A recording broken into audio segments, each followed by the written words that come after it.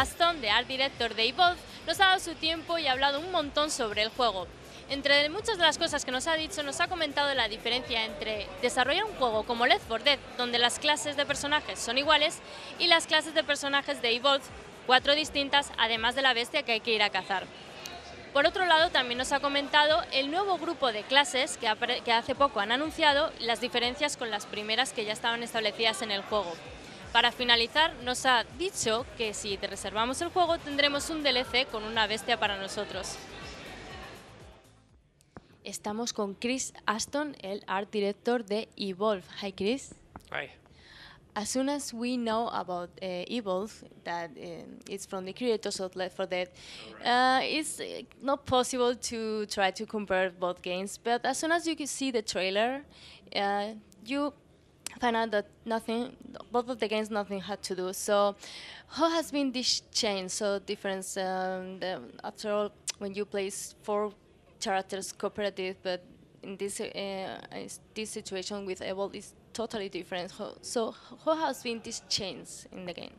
Oh, it's been good, and we in Left 4 Dead we had 4 characters as well. We had co-op on one side, right? And so we have 4-player co-op again, but we've kind of gone a step further, and so we have 4 different classes. So now we have assault, trapper, medic, and support. So each of those classes, those characters in those classes have a different specific role, whereas in Left 4 Dead, all the characters basically played the same, just depending on what gear you picked up. So now all these characters are different, they fit into roles, so there's it's kind of a deeper level of co-op. So we went farther on the co-op, and then we wanted to go kind of farther the opposite way, and really the way we figured out to do that was to go with one player who doesn't have to co-op at all with anybody. He's a lone wolf, and that player gets to be the boss monster. So, what is so new in this game is the 5th character, who is the bad in the game, has to fight against the others who try to hand it. So who has this great idea?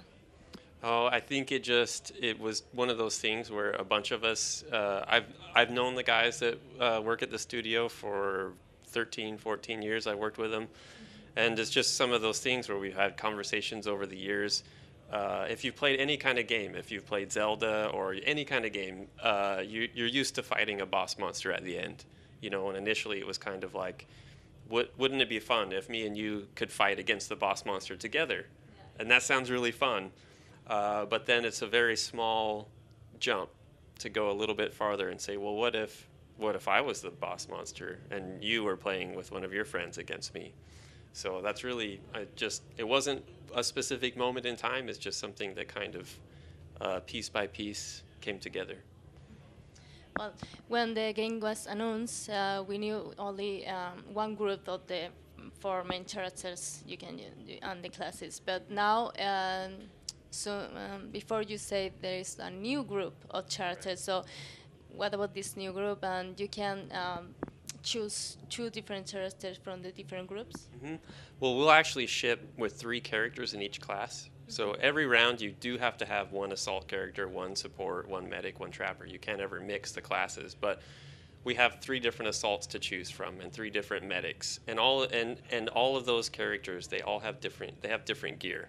And so they play different. They have different play styles. They can be more aggressive or more stealthy. So you can have a very forward medic and you can have a very stealthy medic. And that's kind of the difference between Val, for example, the first medic that we showed, and Lazarus, who has a personal cloak and has a silenced sniper rifle. So all the characters play different, and what we're looking at is, including the monster. Before we showed Goliath, who's a brawler. He's a very big, hulking, muscular monster who likes to get very close to people and fight.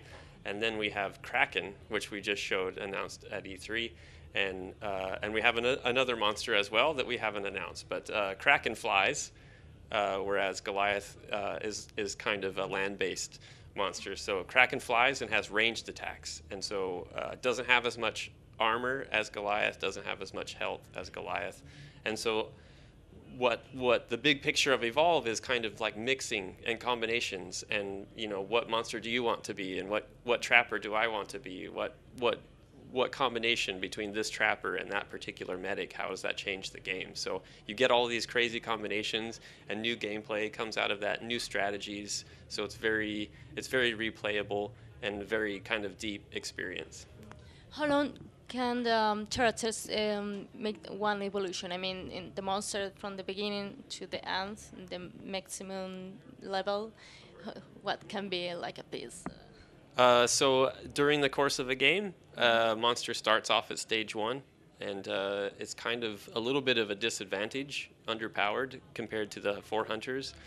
But then if you eat enough wildlife, then you can evolve and you stage up and you can put more points into your abilities and you can make them more powerful. And you can go from stage 1 to 2 and then 2 to 3. And the hunters obviously don't want you to do that. So they want to keep you from eating wildlife and getting too big, because if you get too big, then you're probably going to win. So, and our average matches last about 12 minutes. So it's long enough for people to jump in, have some fun, and then get out and go eat some dinner or whatever, or you can stay in and play multiple rounds.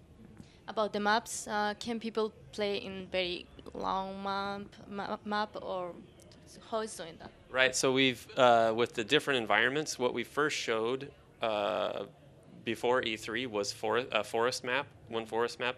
We've got over a dozen different maps, and the one that we're showing today at E3 is a desert environment. And something that's worth mentioning is that these different environment types have different types of wildlife in them. So everybody talks about the tyrant, the crocodile-like creature that was in the forest environment. That creature doesn't exist in the desert. In the desert, we have different wildlife. We have like mega mouse who look like rocks, but then when you get too close, they'll grab you and swallow you whole.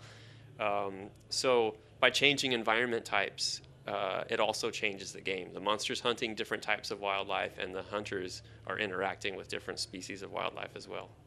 So how the environment can help the hunters or the beasts to avoid being hunted? Or so for the monster, obviously it's a food source, right? And some creatures will actually fight back against the monster, and they can hurt the monster. And so as a monster, you don't really want to take the extra damage. But monsters, some of the wildlife will also attack hunters, and that's good for the monster. So sometimes monsters will lure hunters into dangerous areas where there's dangerous wildlife, and have the wildlife kind of help fight them, help fight against the hunters. But wildlife can also be beneficial to the hunters as well. There are birds in the environment that if the monster gets too close to, they'll fly up in the air, and the hunters can see the birds fly off in the distance.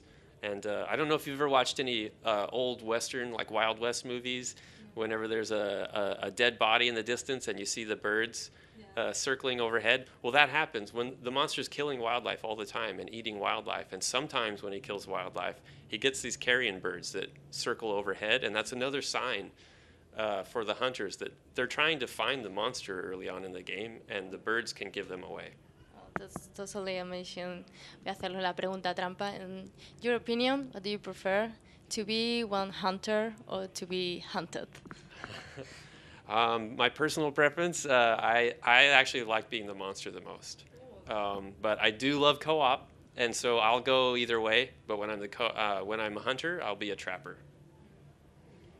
What do you expect from Evolve? What do you expect from the people reactions and the result finally to be success?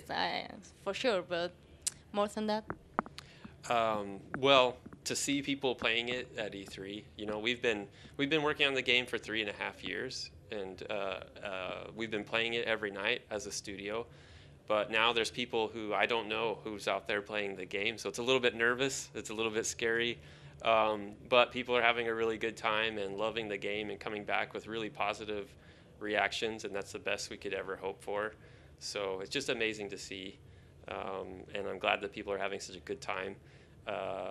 And if you pre-order the game, we are giving you a new monster, a 4th monster. The game's going to launch with 3, but if you pre-order, we're going to give you a whole new monster as DLC for free. So it's a crazy incentive to pre-order the game. So if you're interested in Evolve at all, go ahead and pre-order and lock down that monster. Ya sabéis, si reserváis el juego, un DLC para tener un monstruo solo para vosotros. Thank you so much, Chris, for your time and congratulations for the game. Thank you very much.